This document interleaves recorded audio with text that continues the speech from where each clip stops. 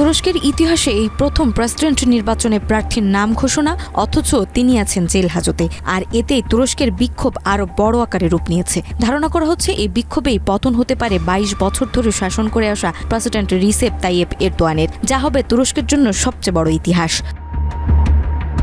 তুরস্কের প্রধান বিরোধী দল রিপাবলিক পিপলস পার্টি সিএইচপি আনুষ্ঠানিকভাবে ইস্তাম্বুলের কারাবন্দী মেয়র এক্রেম ইমামোগলুকে ২০২৮ সালের প্রেসিডেন্ট নির্বাচনের প্রার্থী ঘোষণা করেছে। ২৪ মার্চ দলটির মুখপাত্র এই তথ্য জানিয়েছে। এই ঘোষণার মধ্যেই প্রেসিডেন্ট রিসেপ তাইয়েপ এরদোয়ান প্রশাসন দেশজুড়ে ধরপাকড় চালিয়ে যাচ্ছে। গত ৫ দিন ধরে ১১৩৩ জন বিক্ষোভকারীকে গ্রেফতারের কথা জানিয়েছে কর্তৃপক্ষ।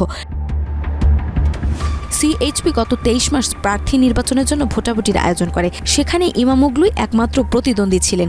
বিশেষ ব্যবস্থায় দলীয় প্রাইমারিতে সাধারণ জনগণও ভোট দেওয়ার সুযোগ পান। সেখানে প্রায় ১.৫ কোটি মানুষ অংশ নেন, যাদের মধ্যে ১,৩২,০০,০০০-এর বেশি দলের সদস্য নন।